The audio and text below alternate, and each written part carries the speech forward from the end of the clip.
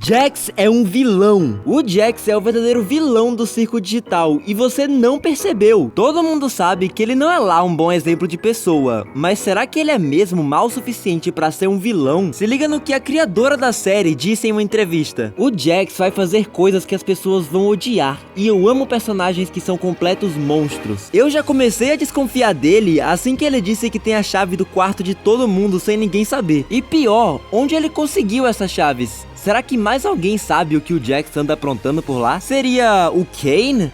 Já que ele e o Jax parecem ter uma certa amizade, e ele já se mostrou como todo poderoso do circo. É muito provável que exista algum tipo de parceria entre esses dois. E perceba que no momento em que eles encontram aquele monstro que o Kaufmo virou após a abstração, o Jax foi o primeiro a correr, sem nenhum tipo de aviso, ajuda ou compaixão. É bem estranho alguém abandonar os próprios amigos desse jeito. Sabemos que o Jax é o tipo de pessoa que não se importa com ninguém. Ele tá ali é pra ver o circo pegar fogo mesmo, literalmente. Mas até onde podemos considerar que é só o jeito dele e a que ponto vamos considerar como maldade pura? Kane é o verdadeiro herói. Como vimos no episódio piloto, Kane é o anfitrião daquele lugar. Ele que decide as tarefas, as regras e até o nome dos personagens. What do you think of Pomni? Ele apresenta o mundo e dá alguns avisos, do jeito dele, é claro. Às vezes o Kane parece ser meio maluco da cabeça, mas e se na verdade ele age assim pra distrair o pessoal e esconder tudo que ele realmente sabe? É como se ele estivesse tentando manter a galera longe dos perigos do circo digital,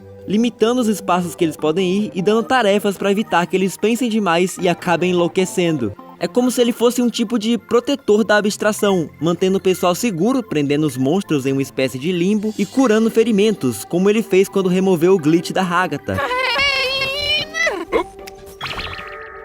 Mas e por que ele não deletou as criaturas da abstração de uma vez só? Eu tenho quase certeza de que o Kane poderia deletar os monstros com um simples estalar de dedos. Mas se você pensar de acordo com essa teoria, é como se ele enxergasse a exclusão completa como algo errado ou completamente desumano. E lá no fundo, pode ser que ele ainda tenha algum tipo de esperança de que ele pode salvar as pessoas que estão lá no limbo. Ah, mas se o Kane consertou a Agatha em segundos, por que ele não conserta as pessoas do limbo também? Aparentemente, quando a loucura e o glitch chegam nesse nível, é como se eles estivessem infectados por algum tipo de vírus ou corrupção de código tão grande que nem o Kane seria capaz de remover. Kinger é um dos desenvolvedores do circo digital. Logo quando esse personagem é apresentado, já é dito que ele é provavelmente o que tá há mais tempo naquele mundo, tendo passado meses ou até anos dentro do sistema. Além disso, também sabemos que ele é o mais velho, estando na faixa dos 40 anos, enquanto o resto do pessoal tem 20 e alguma coisa, o que pode indicar que o Kinger tenha trabalhado no desenvolvimento do Digital Circus e tenha se tornado um testador do jogo. E se isso foi o que realmente aconteceu, talvez o Kinger saiba mais sobre aquele lugar do que o próprio Kane. Então, se existe ou não uma saída, a resposta tá com o Kinger. Isso também explica porque ele parece meio biruta com aqueles travesseiros. É como se ele estivesse tentando ao máximo manter a própria sanidade, pois ele sabe muito bem o que acontece com quem se abstrai do circo digital. E seguindo essa lógica do Kinger ser um desenvolvedor, sabemos que para entrar naquele mundo, a pessoa tem que colocar um headset do jogo, um óculos VR modificado. Então, e se o Kinger for a primeira pessoa que colocou o headset e entrou no mundo por acidente, de forma inesperada por algum bug ou por algum sistema que ele não sabia? Isso explica perfeitamente como ele é a pessoa que tá ali dentro há mais tempo e dá pistas de que ele sabe muito mais do que você imagina. O que nos leva a pensar que o Kinger era um funcionário da C&A, ou seja, ele trabalhou em um shopping. Será que ele vendia umas camisas legais por lá? C&A é a empresa por trás do sistema. Agora falando sério, a C&A que eu tô falando não é a loja de roupas, e sim sobre quando a Pomni vai correndo e entrando naquelas falsas portas de saída, que eu até falei no último vídeo que parecia uma backrooms de escritório. Mas e se aqueles escritórios forem na verdade as salas onde o jogo foi desenvolvido? Como se eles estivessem espelhando ambientes reais, onde os desenvolvedores ficavam. Uma possível prova disso é que lá nós conseguimos ver um headset que te leva pro circo digital, idêntico ao que aparece no mundo real no final do episódio. E se esse headset naquele cantinho foi na verdade o que o Kinger usou dentro da empresa para testar o jogo? Algumas pessoas teorizam que CIA seja uma sigla para Computer and Automating, que seria computadores e automação, e essa empresa teve a brilhante ideia de fazer um jogo em realidade virtual em que quebrasse os padrões e fosse muito imersivo. Só que essa vontade de criar um sistema perfeito acabou criando a armadilha perfeita.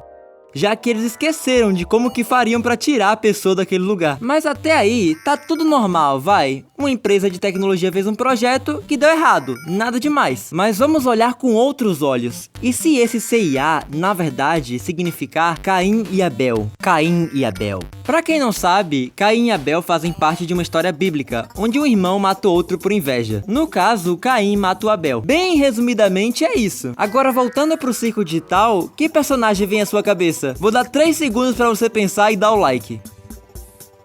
Cain, que tem o mesmo nome do Caim, é só uma letra a mais no final. E eles fazem questão que a pronúncia seja basicamente a mesma. Em inglês é Cain e em português é Caim. Inclusive, eu recebi alguns comentários me corrigindo, falando que era Caim e não Cain. Mas galera, eu tava falando o nome em inglês. Eu sei que em português é Caim. Pensando nisso, algumas pessoas começaram a teorizar que o Bubble seria o Abel dessa história. Pelo simples motivo que a pronúncia em inglês parece um pouquinho com o nome Abel. Bubble, Abel, Abel, Bubble. Parece um pouquinho, vai. Seguindo essa teoria, o Cain e o Bubble seriam irmãos. O que eu acho meio improvável, porém não é impossível. A gente até viu o Cain estourando o Bubble, só que não por inveja, e sim porque ele é muito chato mesmo. Seria isso algum tipo de foreshadowing?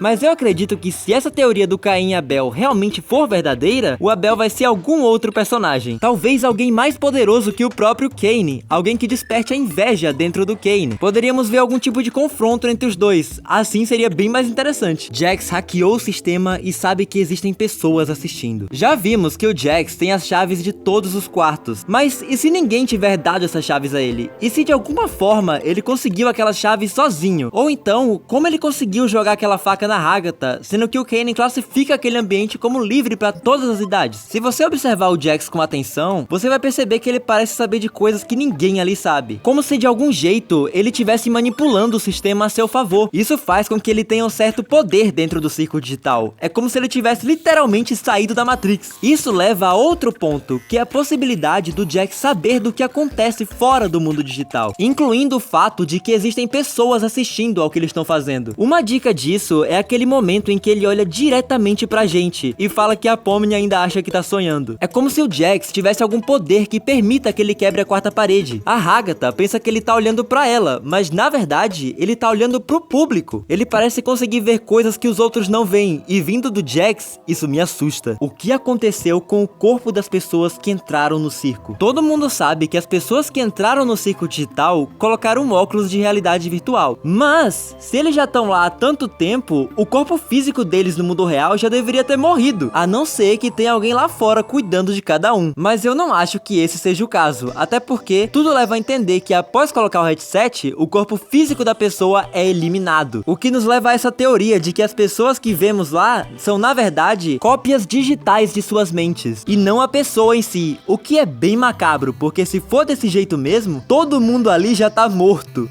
É como se eles fossem apenas a consciência da pessoa que eles foram um dia. Mas existe outro lado dessa teoria.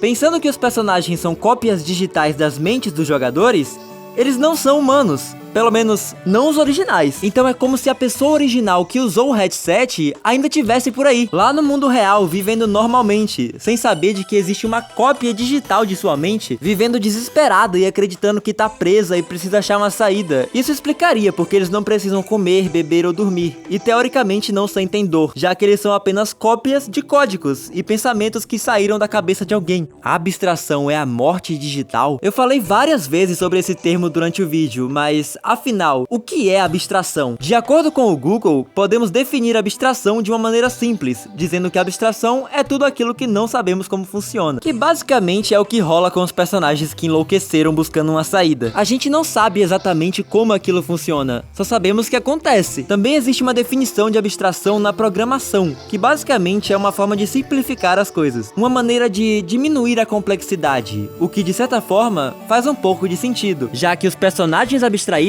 são reduzidos de seres pensantes a monstros irracionais. Seguindo esse pensamento, a gente pode considerar que essa transformação seria a morte do personagem, já que eles deixam de ser quem era e são enterrados pelo Cain, algo que poderia sim ser uma alusão à morte de algum personagem. O circo é uma forma de buscar a imortalidade. Eu não sei se você sabe, mas existe um plano das grandes empresas de inteligência artificial de criar um clone digital de pessoas, criando assim um modo de manter a pessoa viva para sempre. Mas e se o circo digital fosse na verdade um grande teste para uma tecnologia desse tipo, uma simulação que proporciona a experiência de viver eternamente, sem dor, fome ou doenças. Essa teoria diz que o foco da tecnologia do circo digital seria justamente as crianças que estivessem sofrendo de doenças terminais, pois assim eles mandariam essas crianças para um lugar em que elas seriam felizes e saudáveis infinitamente, em um mundo onde elas poderiam fazer e criar qualquer coisa. Um estilo de metaverso ou VR chat, só que muito mais avançado, que salvaria as crianças. Isso explica o porquê da estética e da linguagem daquele lugar ter a necessidade de ser livre para todas as idades, pois assim eles criariam um ambiente seguro para o público infantil. Cara, quanta teoria maluca, hein? Depois dessa eu acho que vale a pena se inscrever no canal.